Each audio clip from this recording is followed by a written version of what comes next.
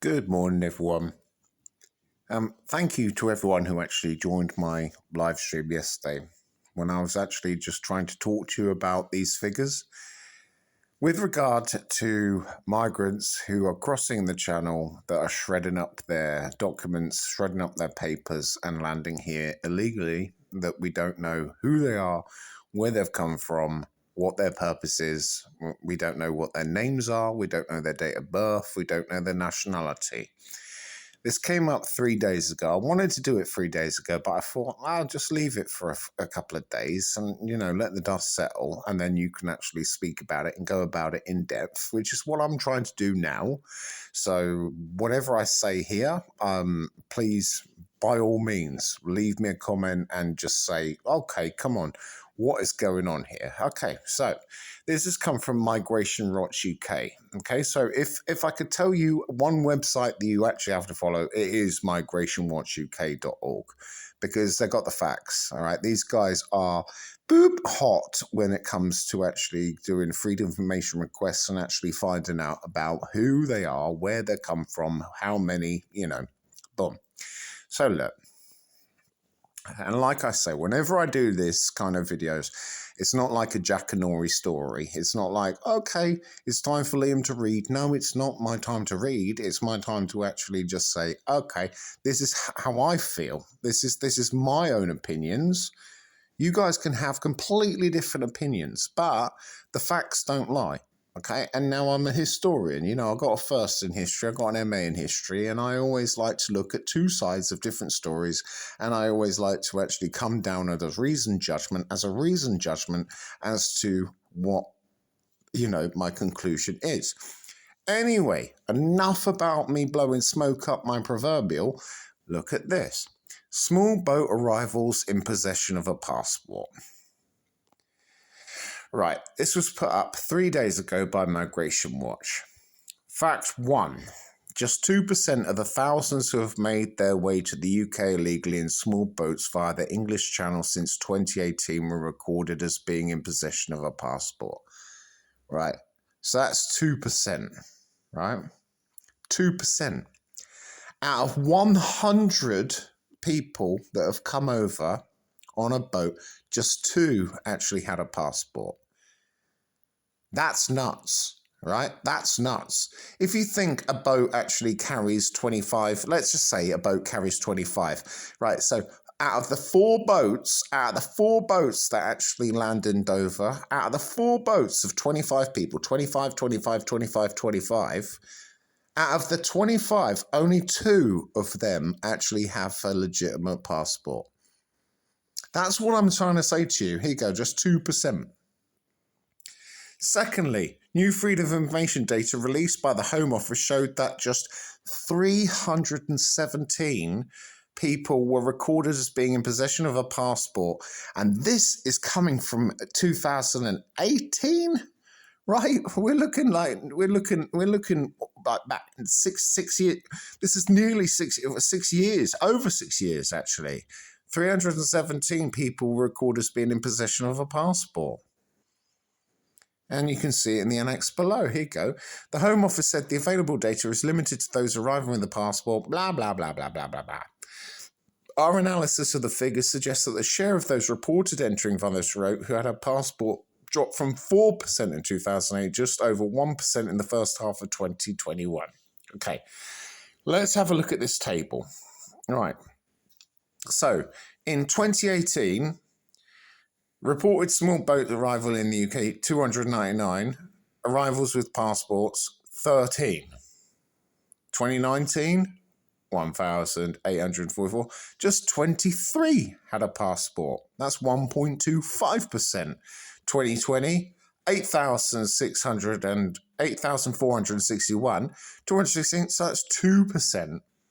And the Q1/2, so the first half of 2021, out of the 5,906, only 65 people had a passport.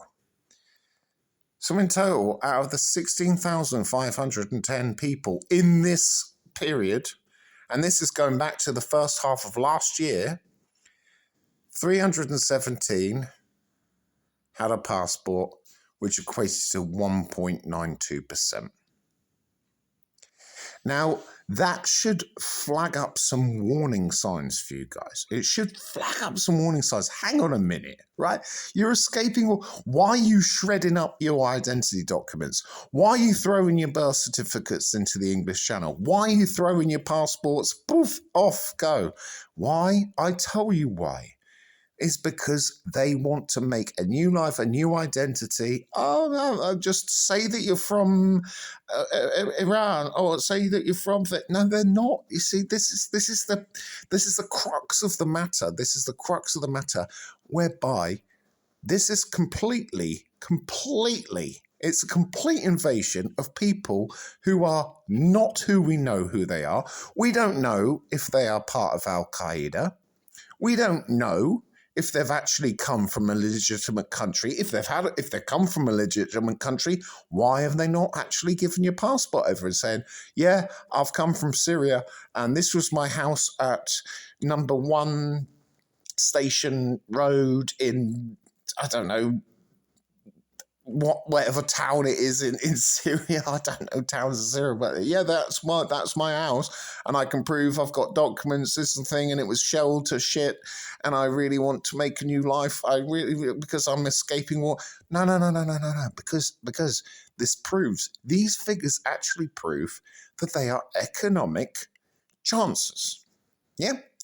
Now, you can say to me, no, Liam, you're absolutely talking hogwash. Really?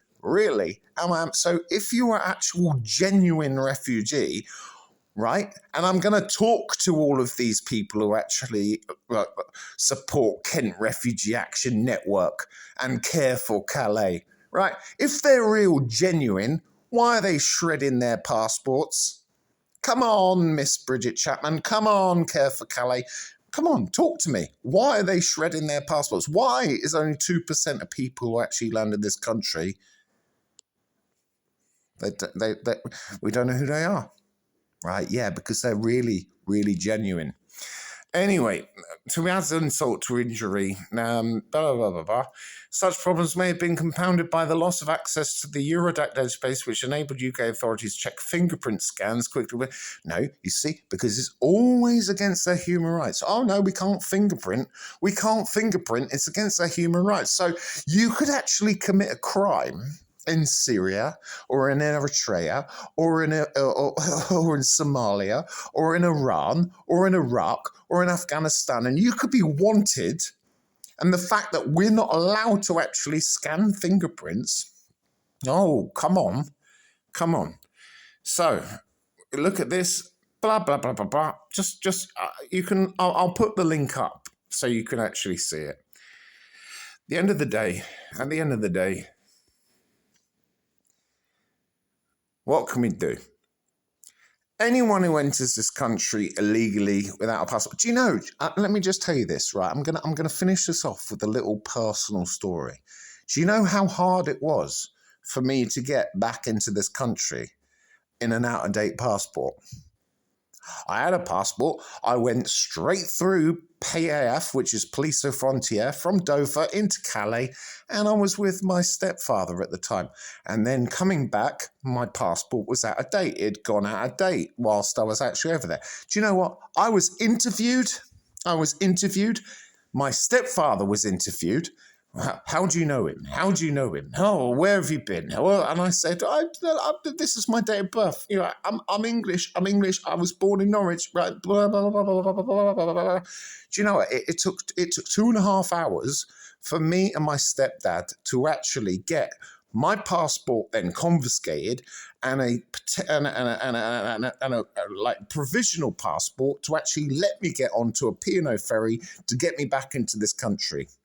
Yeah, and I was there for 2.5 hours, nearly 3 hours with my stepfather because my passport had expired whilst I was still over there with him when I went to Normandy.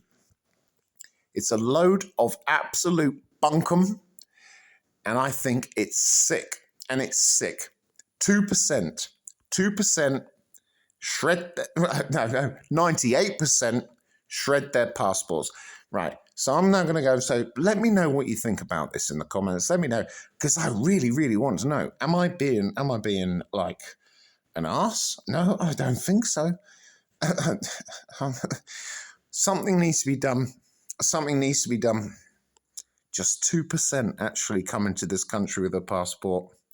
That's really, really worrying. And on that note, I'll see you soon.